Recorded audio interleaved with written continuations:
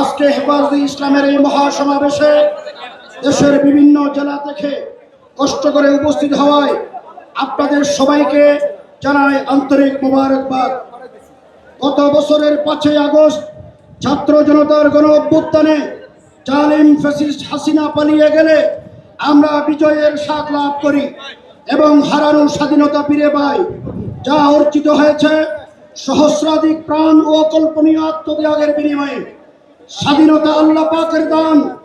গত 15টি বছর যা থেকে আমরা বঞ্চিত ছিলাম, তাই মহান আল্লাহ রাব্বুল আলামিনের দরবারে শুকরিয়া আদায় করছি, আলহামদুলিল্লাহ। 2013 সালে শাপলার গণহত্যা, 21 সালে মোদী বিরোধী আন্দোলনের শহীদ, পিলখানা ও 24 জুলাই আগস্টের সমস্ত শহীদদের মাগফিরাত কামনা করছি। আহতদের জন্য মন খুলে মহান আল্লাহর দরবারে দোয়া করছি।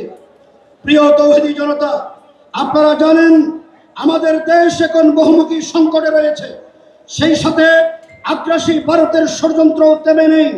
উপরন্তু মানবিক করিডোরের নামে সাম্রাজ্যবাদীরা তাদের ভূরাজনৈতিক লড়াইয়ের স্বার্থে আমাদের জন্মভূমি বাংলাদেশকে নতুন যুদ্ধক্ষেত্রে বানাতে পরিকল্পনা করে যাচ্ছে। টানা 7ম-বারের মতো বেস্ট টিস্যু পেপার ব্র্যান্ড হিসেবে স্বীকৃতি পেয়েছে বসুন্ধরা টিস্যু। এমত অবস্থায় আমাদের জাতীয় ঐক্য আরো সুদৃঢ় করতে হবে। বাংলাদেশ নিয়ে আধিপত্যবাদ ও সাম্রাজ্যবাদের ষড়যন্ত্র ঠেকাতে এবং দেশের অভ্যন্তরীণ নানা সংকট মোকাবেলায় আমাদেরকে জুলাই আগস্টের মতো ইস্পাত কঠিন জাতীয় ঐক্য ও সংহতি আবার গড়ে তুলতে হবে। দেশের ইসলাম বিরোধী গোষ্ঠী আবারও মাথাছাড়া দিয়ে উঠেছে। সম্প্রতি নারী বিষয়ক সংস্কার কমিশন কোরআন বিরোধী প্রতিবেদন দাখিল করেছে। সাম্রাজ্যবাদের ফান্ডখোর কুখ্যাত নারীবাদীরা এদেশের সামাজিক ও ধর্মীয় মূল্যবোধ, বিধিবিধান, ঐতিহ্য ও পরিবার কাঠামো ধ্বংস করার পাশ্চাত্য পরিকল্পনা বাস্তবায়নের মাঠে এনেছে। অন্তর্বর্তী সরকারকে আমরা হুঁশিয়ার করে বলতে চাই, এনজিওবাদী গোষ্ঠীর প্ররোচনায় এমন কোন হঠকারী সিদ্ধান্ত নেবেন না যা কোরআন সুন্নাহর বিরুদ্ধে যায়। এক্ষেত্রে আমরা কোনো ধরনের ছাড় দেব না। এই বিতর্কিত কমিশন ও কোরআন বিরোধী প্রতিবেদন অবিলম্বে বাতিল করতে হবে।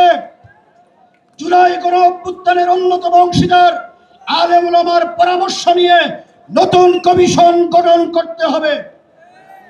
হেফাজতে ইসলাম নারীর ন্যায্য অধিকার প্রতিষ্ঠায় কাজ করছে।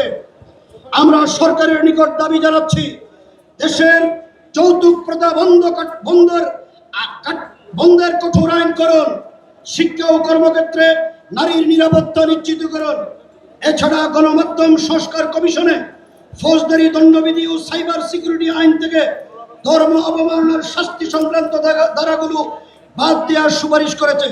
এটি আরেক গভীর ষড়যন্ত্র। সংখ্যাগুরু কিংবা সংখ্যালঘু কারো ধর্মীয় অনুভূতিতে আঘাত দেওয়ার অধিকার কারণে, তাই ধর্ম অবমাননার শাস্তির আইনি ধারাগুলো বহাল রেখে গণমাধ্যম সংস্কার কমিশনের ওই নির্দিষ্ট সুপারিশগুলো বাদ দিতে হবে। শুধু তাই নয়, আল্লাহ প্রিয় নবী সাল্লাল্লাহু আলাইহি ওয়াসাল্লামের নামে কটূক্তি বা বিশুদ্ধাচার বন্ধে সর্বোচ্চ শাস্তির আইন পাশ করতে হবে। 5 আগস্টের এই বিজয়কে আমাদের কাঙ্ক্ষিত লক্ষ্যে নিয়ে যেতে হবে। এমন একটি ন্যায় ভিত্তিক সংবিধান ও সরকার ব্যবস্থা গড়ে তুলতে হবে যাতে করে এই বাংলাদেশের মাটিতে আর কখনো কোনো ফ্যাসিস্ট সরকারের জন্ম না হয়।